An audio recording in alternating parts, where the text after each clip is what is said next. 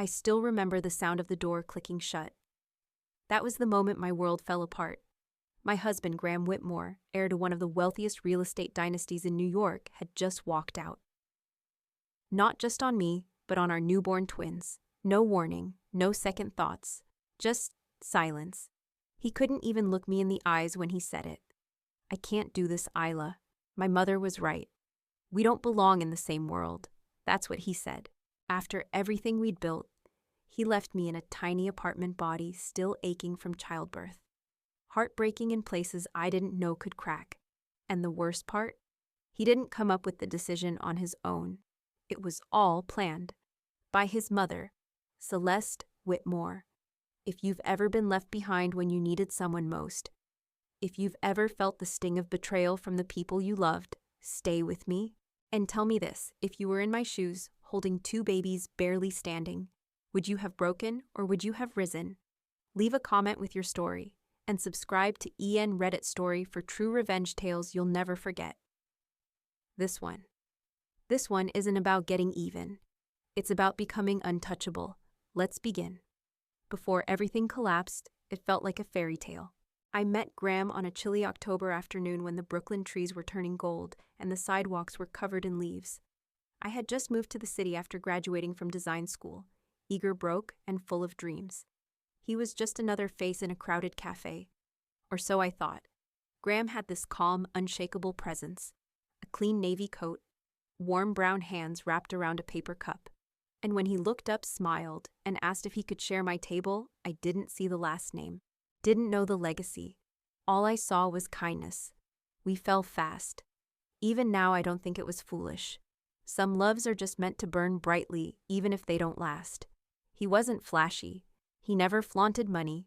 No private jets, no diamond watches. Just walks through Prospect Park dinners cooked at my place, and late nights talking about life like we'd known each other forever. He was careful with my heart. Until the day he wasn't. It wasn't until 6 months in that I found out who he really was. The only son of Celeste Whitmore, founder of Whitmore Legacy Group. The woman who once said in an interview, emotion has no place in empire building. Still, he told me none of that mattered. He said he wanted a simple life, a life with me. When I got pregnant, I was terrified, but he wasn't. He pulled me into his arms and whispered, "You're the best thing that's ever happened to me. You and this baby."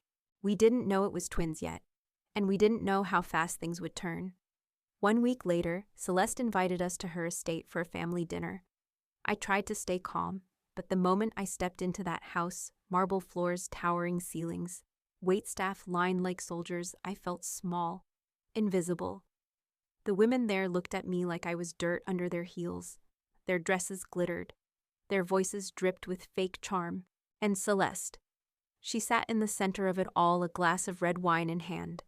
Her steel-gray eyes taking me in like a business proposal she intended to decline.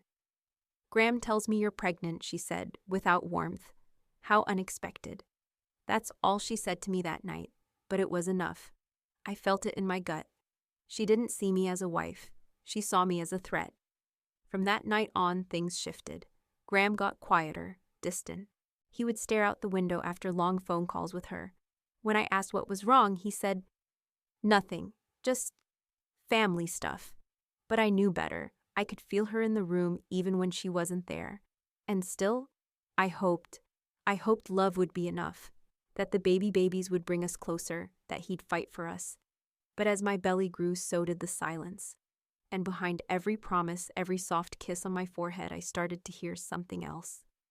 Doubt. The day the twins were born, he held them gently. He smiled, but even then, there was distance in his eyes. I tried to tell myself it was just exhaustion, that all new fathers looked like that. But deep down, I knew. He was already halfway gone, and a week later, he was fully gone. He walked into our apartment, said he couldn't do this, and left. Not just me, not just our children. He left the life we were building. And for what to stay in his mother's favor, to protect his legacy that night, I sat alone on the floor holding 2 infants. I rocked them until they stopped crying. But I didn't stop. Because if I did, if I let the stillness settle, I knew I would break. I had no plan, no money, no safety net. But I had one thing Celeste Whitmore never expected: the will to survive. And what I didn't know then was that would be enough. The days that followed Graham's departure blurred into one long sleepless night.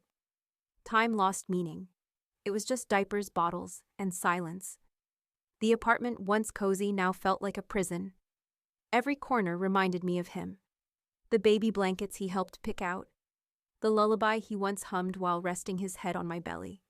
Now, just echoes. Cold air. And two tiny souls relying on a woman who could barely hold herself together. I didn't eat. Not really. Sometimes I'd toast a piece of bread, then stare at it until it went stale. I couldn't sleep either, not because of the babies crying, but because I was afraid I wouldn't wake up if I did. And still, the world moved on. Friends called. Left voicemails filled with worry, confusion, even pity, but I couldn't answer. What would I say? That man I trusted with my life walked out before I even healed from labor. That his mother convinced him we weren't worth it. I couldn't speak it aloud. It made everything feel more real. The only time I cried was at night when the twins had finally dozed off, and I was too numb to pretend I was okay. Sometimes I'd sit by the crib just watching them breathe. Theo with his tiny fists always curled like he was ready to fight the world. Clara soft and still always turning toward my voice. They had no idea that the man who helped bring them into this world had already decided they didn't fit into his. One night I remember rocking Clara while Theo screamed in the background. My arms were shaking. My back ached. My shirt was soaked in milk and tears. I thought just for a moment, what if I just disappeared? It wasn't a thought I'd ever say out loud, but it was there, lurking in the corners of my exhaustion, of my loneliness, of the gaping hole Graham had left behind. But then, something shifted. It was a small thing, a simple sound. Clara let out this soft, hiccupy laugh in her sleep, like she'd just dreamed something beautiful. And I cracked. Not from sadness, but from something stronger, a kind of raw, primal defiance. I looked around the room still cluttered with unopened baby gifts, used bottles, and unpacked hospital bags, and I whispered out loud, "No one's coming to save us, but I'll be damned if we sink." The next morning, I got up before dawn. I strapped Theo to my chest, laid Clara in her bassinet, and opened my old laptop. I typed up a new resume and applied to every remote design job I could find any listing that didn't require late nights or constant travel. Dozens of applications, then hundreds. I didn't expect much, and for a while I got exactly that: nothing. Rejections came in by the dozens. Some employers didn't even try to hide their bias. "You seem lovely, but we need someone with more availability. We're looking for someone who isn't juggling obligations." Obligations. They meant my children, my family, my reason for breathing. Each rejection stung like another betrayal. But I kept going, because now it wasn't about proving something to Graham or to Celeste. It was about survival, and maybe redemption. I cut every non-essential expense. No takeout, no TV, no new clothes. I sold the necklace Graham gave me for my birthday and bought diapers instead. I was tired, hungry even, but I was still standing. At night, when both twins were finally asleep, I taught myself new skills: how to build a basic website, how to write a design proposal, how to pitch myself like I belonged in rooms that once rejected me. It was during one of those sleepless nights that the idea came to me. I was folding Clara's clothes, adorable but cheap and itchy, and I thought, there has to be something better than this. Something beautiful, comfortable, made with care. I wasn't a fashion designer, but I knew how to sew, and I had time. Time. And two perfect little models sleeping in the next room. That was the beginning of Willow Nest. But at the time, it was just a desperate whisper into the void.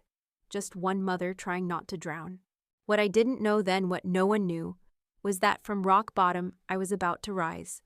The sewing machine was old, borrowed from Mrs. Delaney downstairs, who once tailored gowns for a living before arthritis set in. It squeaked with every stitch, but it worked.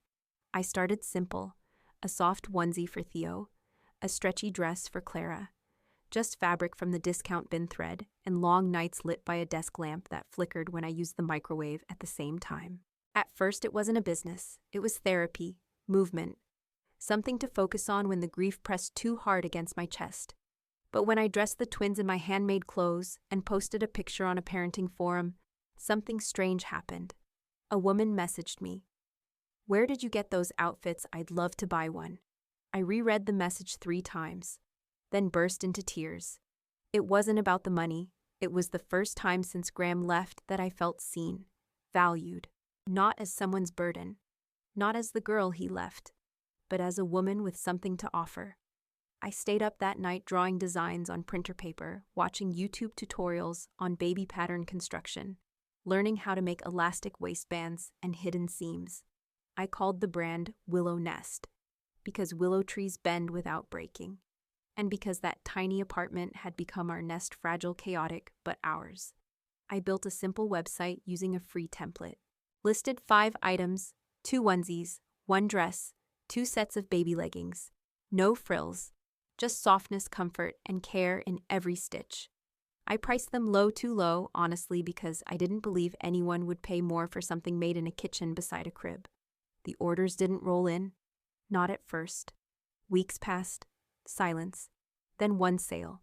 It was a mom in Chicago. She ordered a white cotton romper with wooden buttons. I wrapped it carefully, added a handwritten note, and cried again when the $32 hit my PayPal account. That romper paid for milk and a pack of diapers. More importantly, it paid for hope. The second order came 3 days later, then a third, then a lull. I started blogging about my journey. Not marketing, not fake lifestyle nonsense. Just the truth. I'm Isla. I'm 29. I was left with twins and no money. Here's what I'm trying to build. People responded. Other mothers, single, tired, hurting, messaged me. Some bought clothes. Others just sent words. You remind me I'm not alone.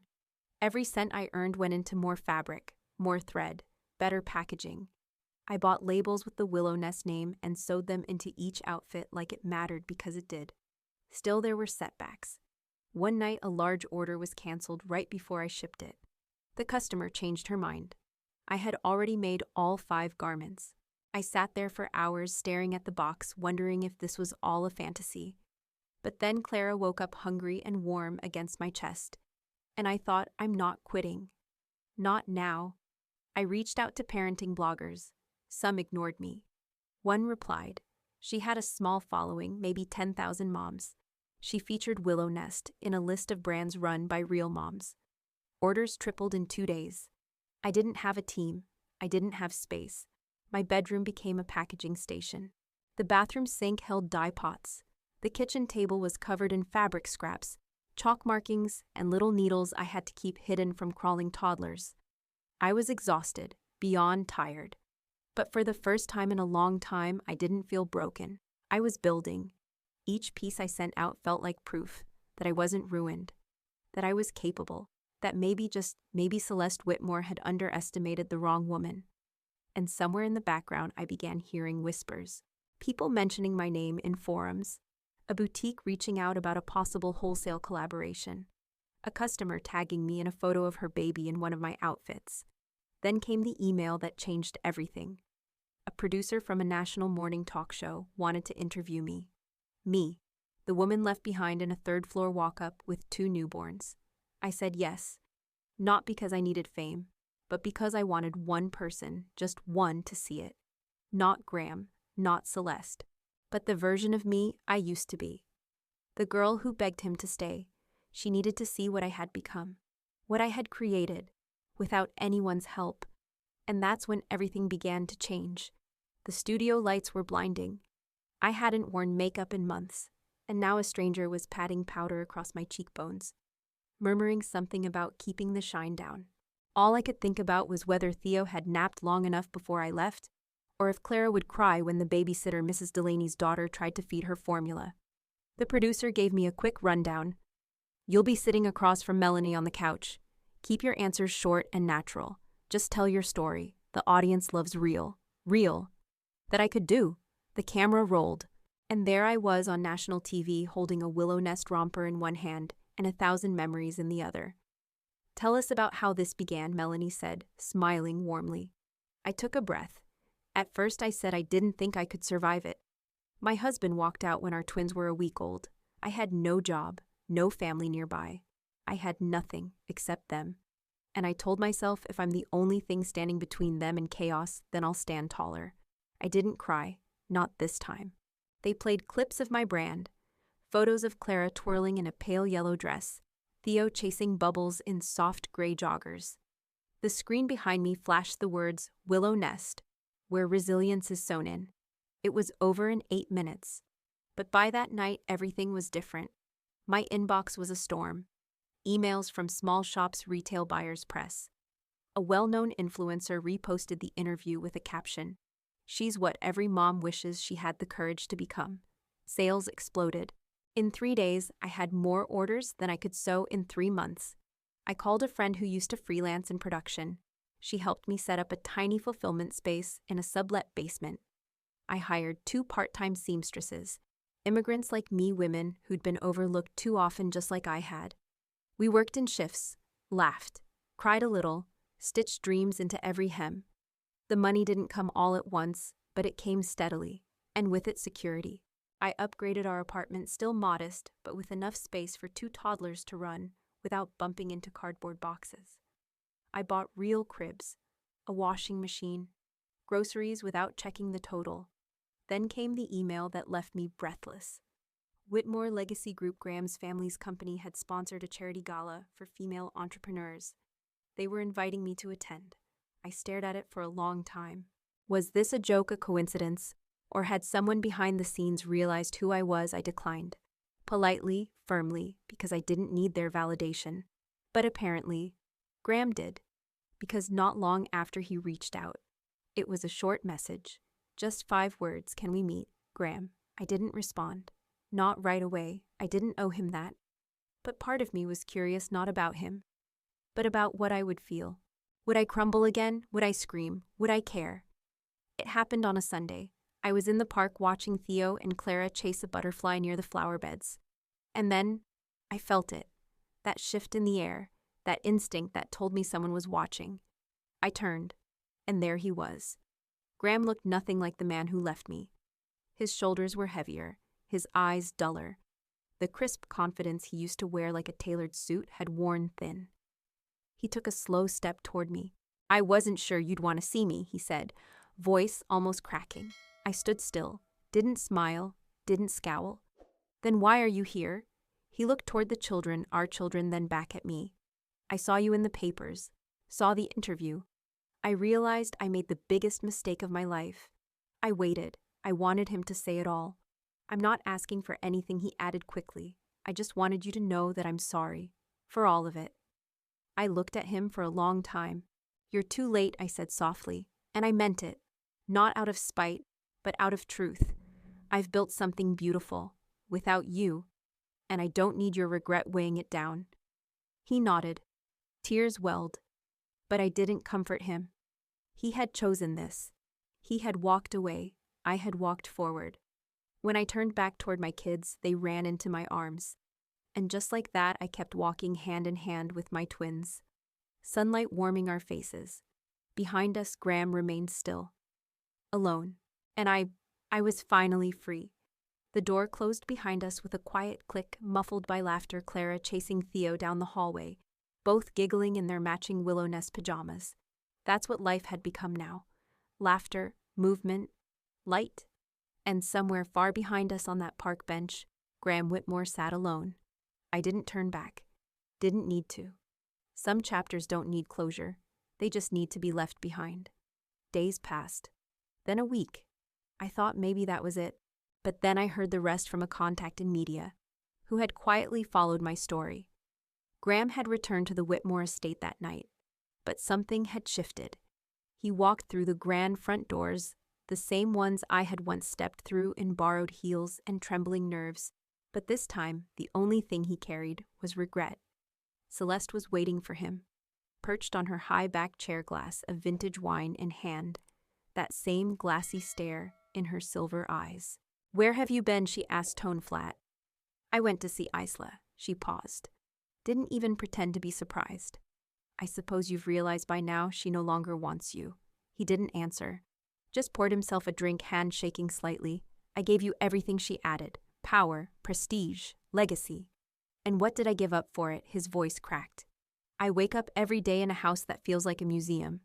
I work for people who respect my last name, not me. I eat alone. I live alone. And the only real thing I ever had. I let you convince me to leave. Celeste didn't flinch. You're being dramatic. No, mother, he said slowly. I'm being honest for the first time in years. He told her he was done. Done playing the heir. Done clinging to cold traditions wrapped in silk and crystal. I'm walking away from all of this. Her voice turned sharp. You leave this family, you leave your name, your shares, your seat at the table. He looked around at the opulence, the curated art, imported marble, the legacy etched into every chandelier. And for the first time, it all looked hollow. I already lost everything that mattered, he said. I'm not staying to lose myself too. And then he walked. Not out of pride, not to chase me, but because finally he understood power without love is nothing but silence in a golden room. Meanwhile, I didn't know any of this. Didn't need to. I was preparing to open my first flagship store, a real one, with walls and windows and a hand-carved sign that read Willow Nest, designed for their first steps. When we cut the ribbon, Clara held my left hand, Theo my right. They didn't understand the gravity of it yet, but I did. It was more than a shop. It was proof. Proof that I had survived the silence. That I had stitched together a life where none was supposed to exist. That when the world gave me abandonment, I turned it into purpose. And then another twist. One morning, my publicist called. You should see this, she said. Graham gave an interview. I hesitated. Curious, but cautious. It was a small piece in a business journal. The headline read, From Heir to Independent, Why Graham Whitmore Left It All Behind. In the article, he mentioned me by name only once. And this is what he said: I learned the hard way that real legacy isn't built on land or names. It's built on what you stand for when you lose everything. I left the woman I loved. She didn't fall apart, she rose. And watching her do that made me realize I hadn't inherited power. I had been avoiding purpose. No contact info. No plea. No dramatics. Just a man finally honest speaking into the void. I closed the tab, took a deep breath, and smiled, because that was the difference between us. He lost love and learned the lesson. I lost everything and rebuilt the world. That night, as I tucked the kids into bed, Clara looked up at me and whispered, Mommy, are you happy? I paused. Let the question settle in the air. Then kissed her forehead and whispered back, I am now. Outside, the city hummed with distant traffic. Inside, we were safe, whole, and exactly where we were meant to be. And Graham, he would go on, but no longer in my orbit, no longer in the story I was writing, because this beautiful, wild, stitched-together life was mine, and I had no more room for ghosts. Morning sunlight spilled into our living room through sheer white curtains, soft and golden. The scent of fresh coffee drifted through the air. Clara was curled up on the couch, drawing a picture of our storefront.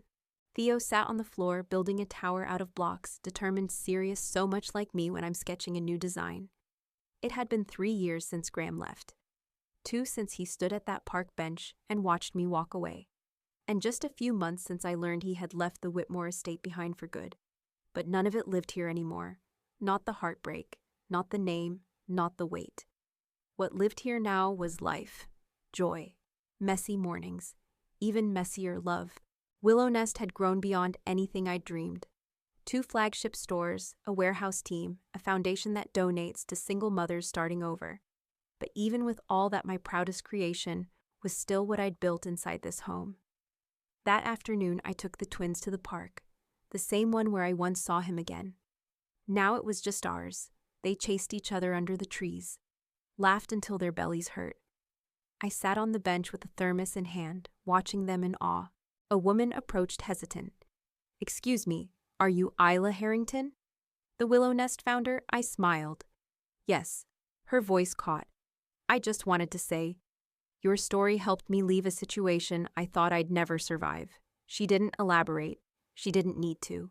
Sometimes healing isn't loud. It's quiet. Like 2 strangers sharing truth in a park. That night I told the twins a bedtime story. Not about castles or knights or happily ever afters, but about a woman who lost everything and chose not to crumble. A woman who didn't wait to be rescued, who stitched her grief into something beautiful, who built a life with her own hands, one that no one could take from her. Did she end up happy? Theo whispered. I kissed both their foreheads. She ended up free. And that more than anything was the ending I wanted. Not revenge, not regret, but release. Because some victories aren't about what you prove to others. They're about what you reclaim for yourself. And as I turned off the light, I knew this was never a story about the man who left. It was about the woman who stayed, stood, and soared. What did you think of Isla's story? Have you ever been left behind, forced to rebuild from the ashes of someone else's decision? If you were in Isla's place, holding 2 newborns, while your world fell apart, would you have folded or would you have fought? Tell me in the comments. Because this story, this journey, it wasn't about vengeance. It wasn't about making him pay. It was about remembering who you were before they convinced you were nothing. It was about standing back up, not to prove them wrong, but to prove to yourself that you were always enough. Isla didn't need a prince. She didn't need closure. She didn't even need forgiveness. She just needed to choose herself fully, quietly, and without permission. And maybe, so do you. If her journey gave you strength, drop a comment below and tell me where you're watching from. Have you ever been the woman left behind or the one who rose? If you support Isla, vote number 1. If you're not sure yet, vote number 7. And tell me why. Don't forget to subscribe to EN Reddit Story for more stories that bring truth, fire, and healing every single day. Someone out there needs to hear this. Share it with them. You never know what moment will become the beginning of someone else's rise.